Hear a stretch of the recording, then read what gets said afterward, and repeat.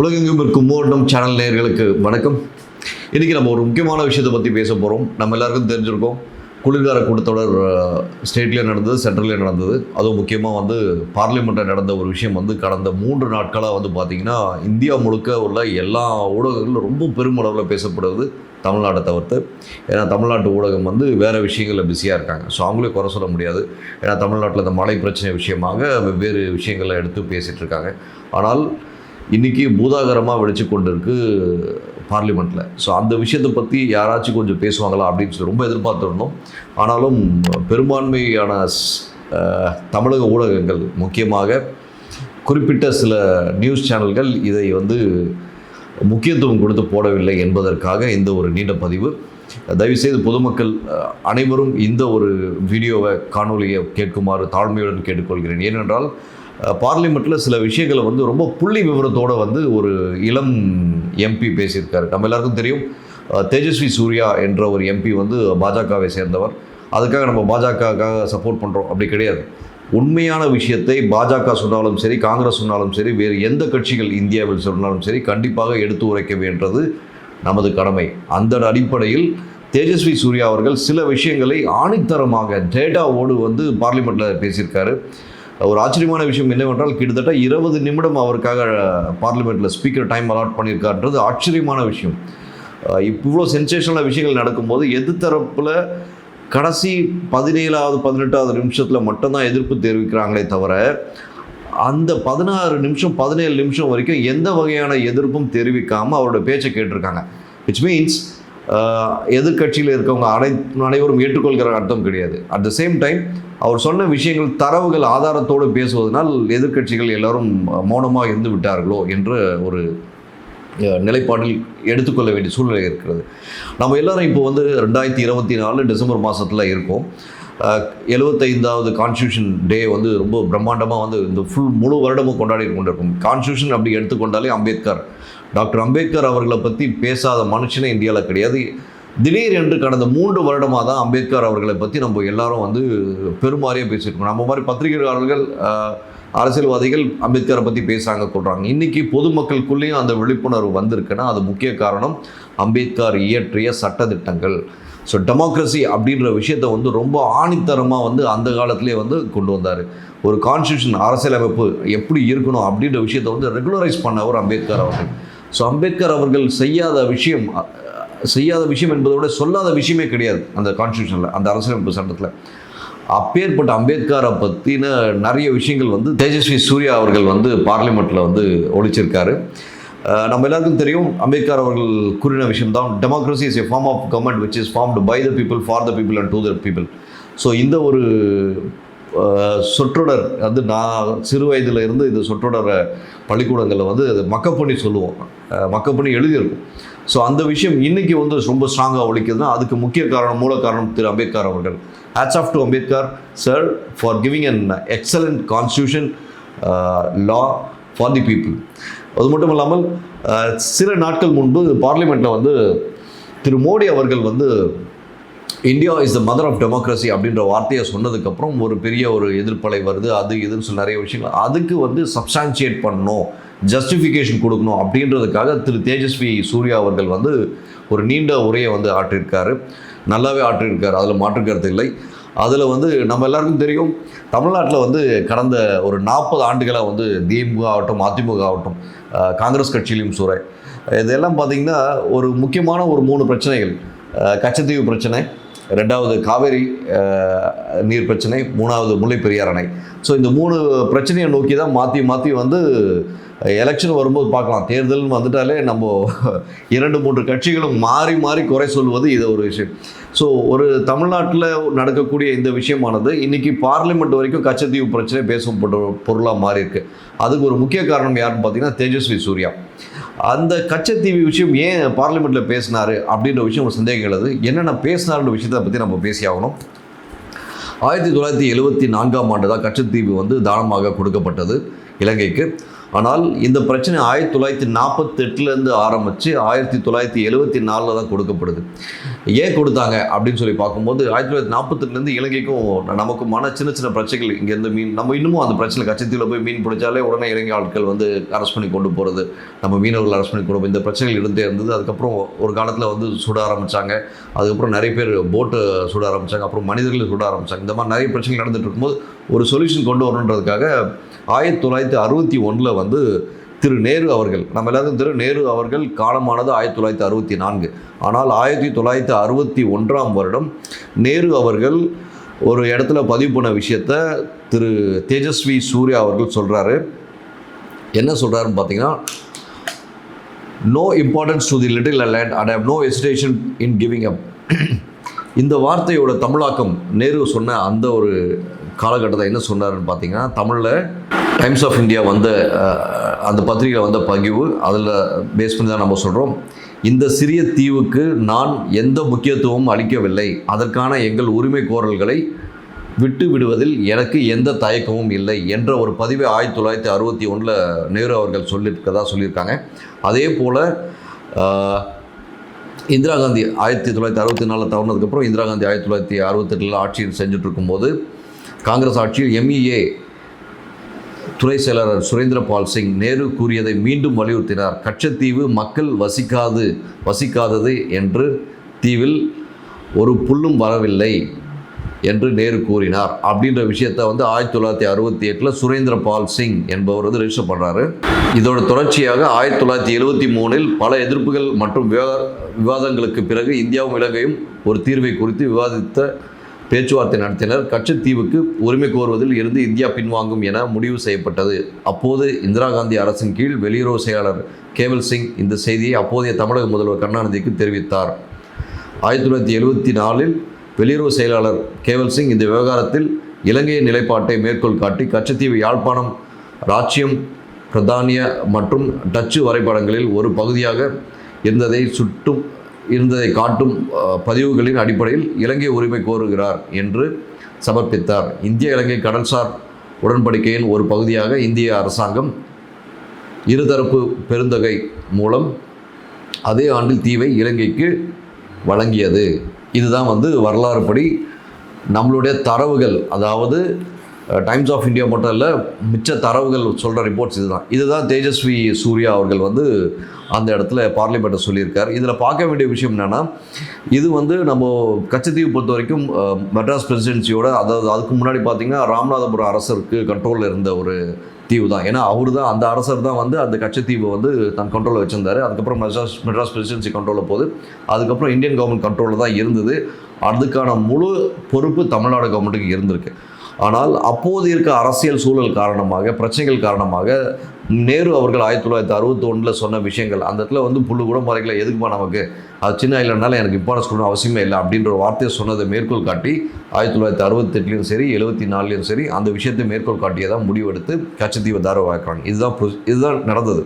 ஆனால் அவ்வாறு ஒரு நம்ம ஒரு உடம்புல ஒரு பகுதி, ஒரு சின்ன இந்த விரல் இருக்குன்னு வச்சுக்கோங்களேன், இந்த விரலை நம்ம டைரெக்டாக எதுக்காக பாதிப்பாயிருக்குன்னு பார்க்கலாம். எது சுகர்னால பாதிப்பாயிருக்கா, இல்லை வேறு ஏதாச்சும் ஆக்சிடென்ட்டில் பாதிப்பாயிருக்கா பார்த்து அதுக்கேற்ற மாதிரி முழு விரலை வெட்டணுமா, பாதி விரலை வெட்டணுமா அப்படின்றது டாக்டர் தான் முடிவு பண்ணணும். அது முடிவு பண்ணுறதுக்கு முன்னாடி இதோட ரத்த ஓட்டம் எப்படி இருக்குது, இதோட உள்ளுக்குள்ள எலும்புகள் எப்படி இருக்குது, தசைப்பிடிப்பு எப்படி இருக்குது, எல்லா விஷயங்களும் செக் பண்ணிட்டு தான் அந்த விரலை கட் பண்ணுவாங்க. சுகராக இருந்தாலும் சரி, எந்த டிசீஸாக இருந்தாலும் சரி, எந்த இன்ஜுரியாக இருந்தாலும் சரி. அப்படி இருக்கும் தருவாயில் 1008 ஸ்கேனு சர்ஜரிக்கு முன்னாடி எல்லாத்தையும் செக் பண்ணி எடுக்கிறாங்க.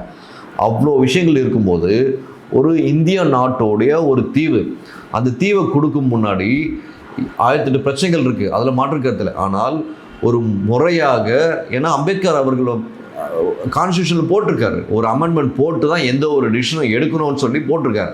அப்படி போட்டிருக்கக்கூடிய அம்பேத்கர் அவர்களை இன்று திடீரென்று அனைத்து கட்சிகளும், இந்தியாவில் இருக்க அனைத்து கட்சிகளும் தூக்கி பிடிக்கின்றனர்.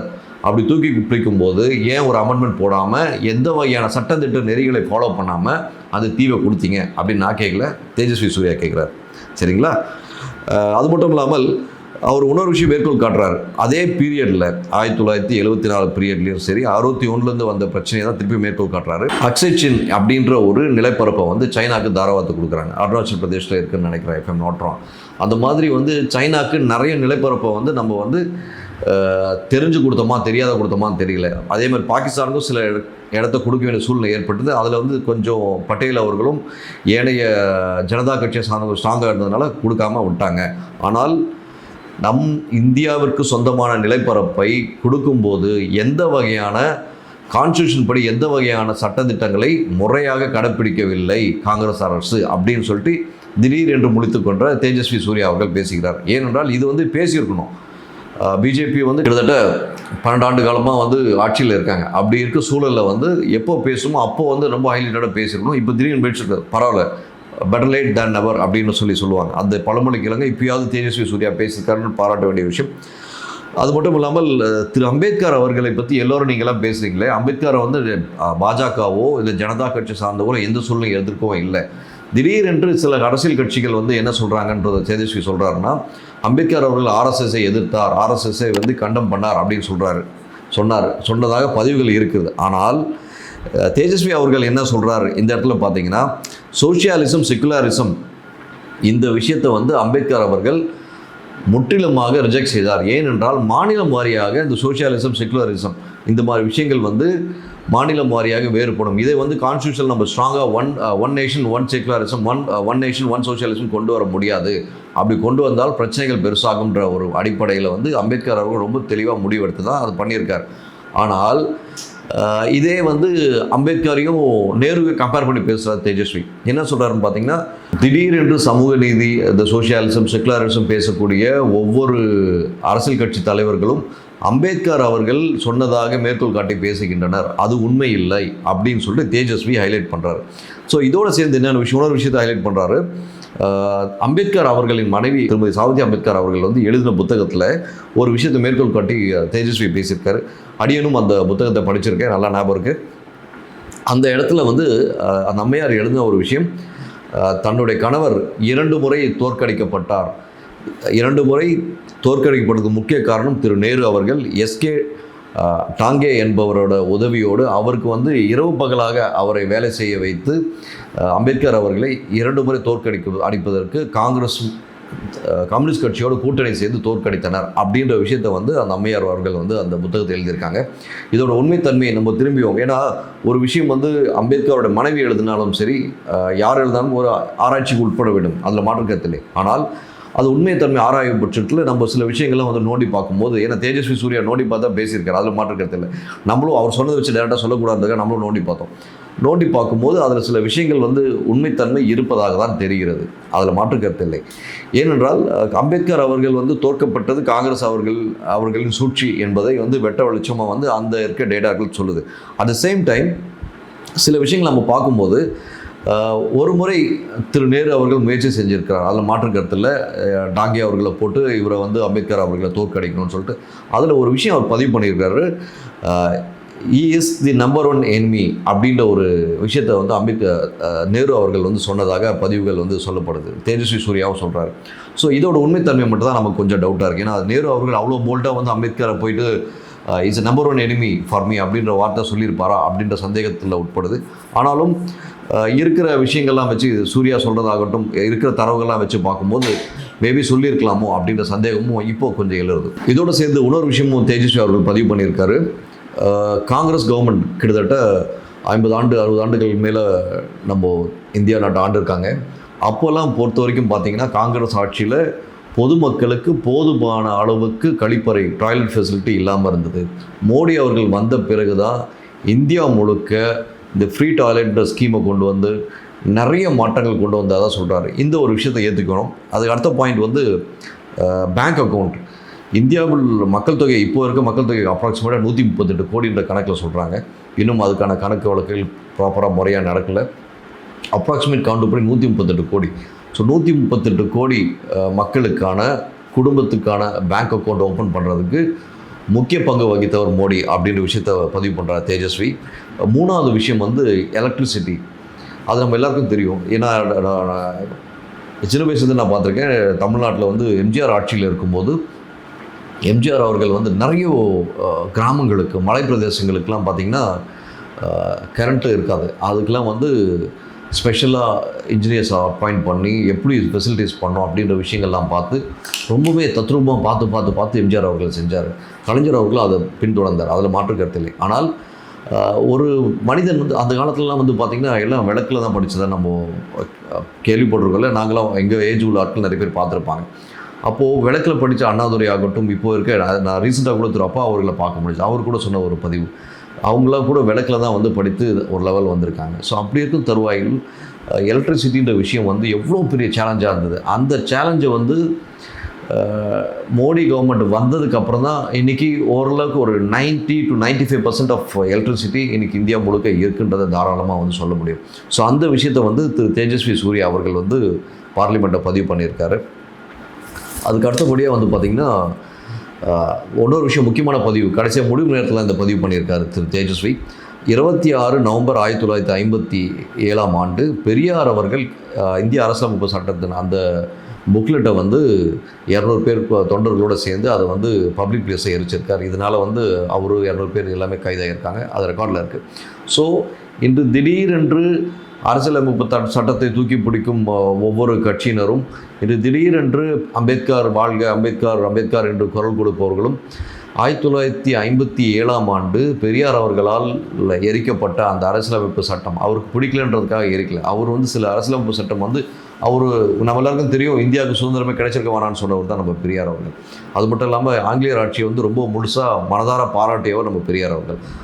ஆனால் நிறைய சமூக நீதி விஷயங்கள், மக்களுக்கான சில விஷயங்கள் விழிப்புணர்வுலாம் கொண்டு வந்தார். அதில் மாற்று கருத்து இல்லை. அட் த சேம் டைம் மெயினாக நம்ம பார்க்க வேண்டிய விஷயம், ஒரு மிகப்பெரிய ஆளுமை மிக்க ஒரு பர்சன் அம்பேத்கர் அவர்கள். அவர் இயற்றின அந்த கான்ஸ்டியூஷன் ஆஃப் இந்தியா போட்டு எரிச்சது வந்து உண்மையிலே அடியனுக்கு கொஞ்சம் வருத்தமாக இருந்தாலும் கூட, இன்றைக்கி அந்த ஒரு நபரை தான் வந்து முக்கிய கட்சிகள் எல்லாம் வந்து தன்னுடைய முக்கிய தலைவனாக கருதுகிறாங்க. அப்படி இருக்கும் சூழலில் அவர் போய் எரிச்சிருக்காரு. அதனால் ஸோ நீங்கள் திடீரென்று எரித்தவரையும் தலையில் தூக்கி வைத்து ஆடிக்கொண்டு இருக்கிறீர்கள், எழுதியவரை தலையில் தூக்கி வைத்து ஆடிக்கொண்டு இருக்கிறீர்களே அப்படின்னு சொல்லிட்டு நான் கேட்கலைங்க. திரு தேஜஸ்வி சூர்யா அவர்கள் வந்து அந்த பார்லிமெண்ட்டில் வந்து மென்ஷன் பண்ணுறாரு. அது மட்டும் இல்லாமல் ஆர்டிகல் 356 வந்து 90 டைம்ஸ் மிஸ்யூஸ் பண்ணதா காங்கிரஸ் ஆட்சியில். ஆர்டிகல் 356 எவ்வளோ சென்சிட்டிவான விஷயன்றது தெரியும். அதை வந்து காங்கிரஸ் கவர்மெண்ட் மிஸ்யூஸ் பண்ணின்ற விஷயத்தை வந்து அவர் பதிவு பண்ணியிருக்காரு.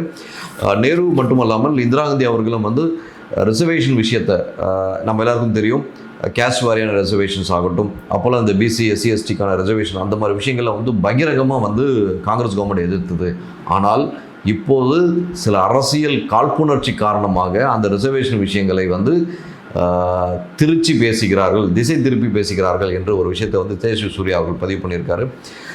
கடைசியான ஒரு விஷயம் என்னென்றால், வருங்கால இந்தியா இளைஞர்கள் கையில் என்பது தான் வந்து ஒவ்வொரு அரசியல்வாதிகளின் கூற்றாகட்டும், ஒவ்வொரு சுதந்திர தியாகிகளும் சொல்லக்கூடிய விஷயம்தான் வருங்கால இந்தியா இளைஞர்கள் கையில். அப்படி இருக்கும் தருவாயில் தேஜஸ்வி சூர்யா இது ஒரு இளைஞர், ஒரு நல்ல ஒரு நாலேஜ் உள்ள இளைஞர். அட் த சேம் டைம் அவருடைய ஸ்பீச், அந்த 20 நிமிஷம் ஸ்பீச்சை வந்து எதிர்கட்சியில் இருக்கக்கூடிய அத்தனை பேரும் ரசித்து கேட்டதை நம்ம வளர்ப்போம். ரசித்து கேட்டாங்கன்னு சொல்ல முடியாது, வேறு வழி இல்லாமல் கேட்டார்கள் என்று கூட எடுத்துக்கலாம். அட் த சேம் டைம் ஒரு ஸ்பீக்கர் எப்படி இவ்வளோ தூரம் அவர் டைம் கொடுத்தாரு அப்படின்றது தெரியல. மேபி அவரும் கூட ரசித்து கேட்டாரான்றது தெரியல.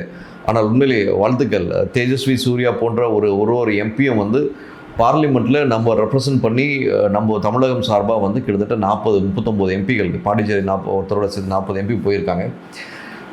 ஏற்கனவே நம்ம எல்லாருக்கும் தெரியும், காங்கிரஸுக்கும் டிஎம்கேக்கும் இந்த கட்சித்தீவு விஷயமா போதுமான அளவு அந்த காலத்தில் சண்டை நடந்தது. இப்போ 2 பேர் அலைன்ஸில் இருக்காங்க. இப்போ டிஎம்கே ஏடிஎம்கே மாற்றி சண்டை போடுறாங்க கட்சித்தீவு விஷயத்தில். அப்புறம் நீட்டு விஷயத்தில் போயிடல. இதெல்லாம் இல்லாமல் அரசியல் பண்ண முடியாது இவங்களால். இதுதான் பேசிக்கான ஒரு அரசியல். ஸோ இதை வச்சு தான் அவங்க வந்து ஓட்டு வாங்கி ஆகணும், அரசியல் நகர்த்தி ஆகணும், அதில் மாற்று கருத்து இல்லை. ஆனால் ஒரு ஆளுமை மிக்க பேச்சாளர் ஒவ்வொரு கட்சியிலும் வேண்டும். ஒரு ஆளுமை மிக்க செயல்திறன் மிக்க ஒரு தலைவன் ஒவ்வொரு கட்சியிலும் வேண்டும். அதை வந்து பார்க்கும்போது நான் நிறைய பதிவுகள் பேசியிருப்பேன், கொண்டிருப்பேன், என்னோடய பதிவுகளையும் போட்டிருப்பேன். ரெண்டாவது நம்ம எல்லா மீடியாவிலும் அடியேன் பேசியிருக்கேன். இதில் திரு ஸ்டாலின் அவர்கள் ஒரு நல்ல எதிர்க்கட்சி தலைவராக நான் ஒவ்வொரு இடத்துலையும் நான் பறைசாட்ட சொல்லியிருக்கேன். அதுக்கு நான் ஒரு முதல்வருக்கு ஃபிட்டான பர்சனாக இல்லைன்னு நான் சொல்லலை. பட் ஒரு கேலிபர் ஒருத்தருக்கு ஒரு கேலிபர் இருக்கும் இல்லையா, அந்த மாதிரி ஒரு கேலிபர்னு வச்சு பார்க்கும்போது முதல்வர் வேட்பாளர் வரும்போது, ஒரு ஆளுமை மிக்க வேட்பாளர் வரும்போது திரு கலைஞர் அவர்களாகட்டும், செல்வி ஜெயலலிதா அவர்களாகட்டும் ஒரு ஆளுமை மிக்க ஒரு முதல்வர்கள். ஸோ அந்த மாதிரி ஒரு ஆளுமை மிக்க ஒரு விஷயங்கள் ஒவ்வொரு செய்யும்போது இன்றைக்கும் திரு செல்வி ஜெயலலிதா அவர்கள் பண்ணதாகட்டும், கலைஞர் அவர்கள் செய்ததாகட்டும், பல்வேறு இடங்களில் பல்வேறு விவாதங்களில் பல்வேறு மேடைகளில் அடியேன் பேசி வந்து கொண்டிருக்கிறேன். ஆனால் சில விஷயங்களில் வந்து ஸ்ட்ராங்காக சொல்லணும்னா சில விஷயங்களில் கொஞ்சம் கேப் இருக்குது. ஏன்னா திரு கலைஞர் அவர்கள் காலத்திலும் சரி, செல்வி ஜெயலலிதா அவர்கள் காலத்திலும் சரி, ஸ்டாலின் அவர்கள் காலத்திலும் சரி, இப்போது இருக்க சூழலிலும் சரி, இனி வருங்காலத்தில் எப்படி இருக்க போகுதுன்னு தெரியல. மழை என்று வரும்போது சென்னையில் இன்னமும் அந்த மழையில் நீர் தேக்க முடியுது. அன்றைக்கி வந்து வேட்டி கட்டிட்டு வந்து கலைஞர் ஐயா வந்து பார்வையிடும் போது அன்றைக்கும் முட்டி வரைக்கும் தான் தண்ணி இருந்தது. இன்றைக்கி ஸ்டாலின் ஐயா வந்து பார்க்க வரும்போது கொஞ்சம் முட்டி கீழே கெண்டகால் வரைக்குமான தண்ணி இருக்குது. ஸோ அடுத்து திரு உதயநிதி வராரோ இல்லை வேறு யார் வராங்களோ தெரியல. அவங்க வரும்போது எப்படி இருக்க போகுதுன்னு நிலை தெரியல. ஆனால் கஷ்டப்படுற மக்கள் இன்னும் கஷ்டப்பட்டு தானே இருக்கான் தண்ணியில். சென்னை மட்டும் இல்லைங்க, தமிழ்நாடு முழுக்க இன்றைக்கி மழை நிறுவனத்தினால தான் எல்லா ஊடகங்களும் வந்து இவ்வளோ பெரிய நியூஸை வந்து மறைச்சிட்டாங்க. ஸோ அப்படி இருக்கும் சூழலில் நானும் இப்போது தள்ளப்பட்டுட்டேன் இந்த மழைநீரை பற்றி பேசி அவனோட சூழலுக்கு.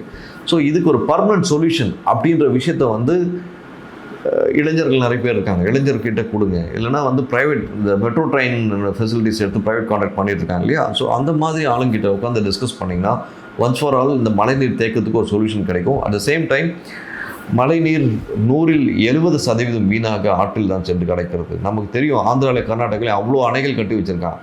நம்ம அணைகள் வந்து பார்த்தோம், எந்தெந்த அணைகள் என்ன நிலவரில் இருக்குது நம்ம நல்லாவே பார்த்தோம். ஸோ ப்ராப்பரான சேவிங் மெக்கானிசம் தமிழ்நாட்டில் கிடையாது ஒன்று.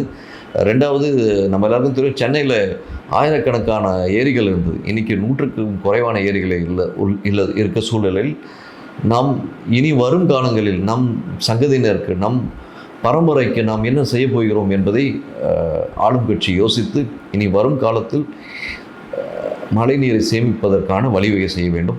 இது போன்ற இளம் எம்பிக்களை தயவு செய்து ஊக்குவித்து அவர்கள் சொல்லும் நல்ல விஷயத்தை மட்டும் எடுத்துக்கொண்டு நாம் வருங்காலத்தில் சில மாற்றங்களை கொண்டு வர முடியும் என்ற ஒரு நம்பிக்கையில் இந்த ஒரு காணொளி. மீண்டும் ஒரு நல்ல சந்தர்ப்பத்தில் நல்ல விஷயத்தோடு சந்திப்போம். நன்றி, வணக்கம்.